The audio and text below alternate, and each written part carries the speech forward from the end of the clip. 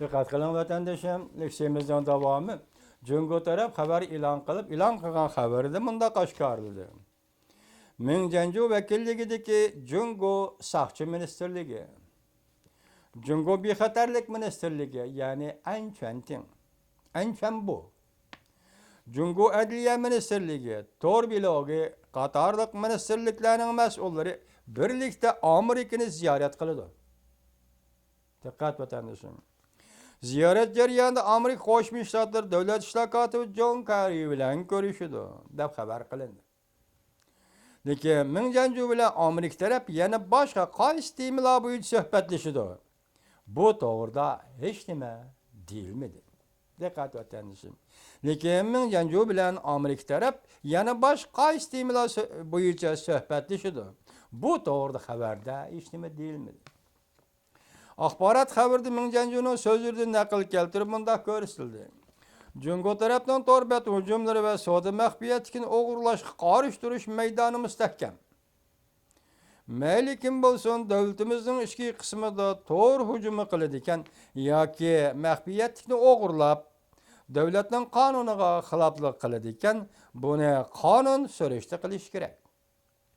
Jungo bilan Amerika Qo'shma Shtatlari dialog va hamkorlikni qanot yaydirib, torbat xizmatchilariga o'rtaq zarb berish ikki tarafdan va xalqaro jamiyatning o'rtaq manfaatiga uyg'on. Aqsaroyning axborot ishxonasidan tarqatgan xabar bilan Shinxuaga tarqatgan uchurni o'zaro selishtirsak ko'rib olmamizki, Amerika taraf torbatlari masalasini ta'kidlabdi. O'xshashda Mingjanju Rais Xi Jinpingning Amerikani ziyorat qilishiga tayyorlik qilish rolini xabar qilib tarqitibdi.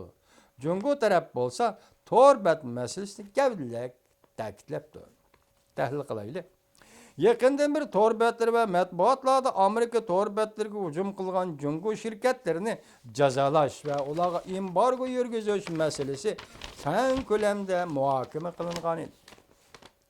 Hatta Amerika Qo'shma Shtatlari bu shirkatlarga embargo yurgizish tadbirlarini Rais Xi Jinping Amerikani ziyorat qilishdan burun e'lon qildi deyishgandi. Xi Jinping Amerikaning jazolash siyosati hozirgacha e'lon qilinmadi. Rais Xi Jinping 9-ayning 22-kuni Amerikaga ziyorat qildi ekan. 10 kun qoldi degan gap. Uning ustiga Mingjanju vakillar o'migini boshlab o't o'chirishga yetib ketdi. Amerikaga shundoq yetib ketdi. Har ikki taraf faqat torbatlarda jinoyat sodir qilg'ishlar to'g'risida so'zlashibdi, to'xtalibdi. Mening qarashimcha masala bunda oddiy bo'lmasi kerak. Amerika Qo'shma Shtatlari dunyoviy demokratik davlatning oldin qator turadigan bir demokratik davlatdir. Bu demokratik davlat Amerikani bir mustabid davlat Jungoning adliya ministri, bexatarlik ministri, saqchi ministri va Jungo Kompartiyasi siyosiy qonun komitetining sekretari tunugili 276 nafar advokatni qo'lga olgan kishilar ajoyib gapda. Bular Oqsaroyni ziyorat qildi desa, bu ajoyib bir gap. Qonun o'rnidagi davlatlararo ziyorat qilganda ularning cheklik doirasi mening bilishimcha, juma vatandoshimman mutlaq aytolmayman.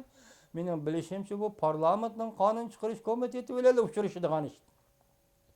Agar Jungo parlamentining qonun chiqarish komitetiga vakillik qila olsa bu kishilar kelib albatta Amerika davlat majlisida qonun chiqarish komiteti bilan ko'rishish kerak edi. Bu Mingjanju degan odam biroqla Oqsaroyga kirgani andan keyin bexatarlik komitetining maslahatchisi Rais xonimning Mingjanjuni qabul qilishi bu ajoyib bir diplomatiya sohasida ajoyib bir ish bo'ldi. Shunga hayron bo'lib turyapmiz. Endi siz beshida sizlarga Tibet to'g'risida Shinxuaning xabarini anglatdik. Endilikda mana Mingjanjuning Amerika Qo'shma Shtatlarini ziyorat qilishga yetib kelganligini anglatdik. Qolgan ishlar bo'lsa, vatandoshlarim, sizlarning tasavvuringlarga tashlayman. Faktlar u bir narsa. Bu odatdagi narsa matbuotlar chiqib turadigan narsa. Lekin faktni siyosiy tasavvurning ilkiga elib, uning keyindan hukm chiqarish bu intayin qiyin, murakkab ish. Shunga men hozir sizlarga faktlarni so'zlab berdim. siyosiy tasavvurlarga ilib vatandaşım hüküm chiqarishga sizlar tamoman qodir bo'la olasizlar.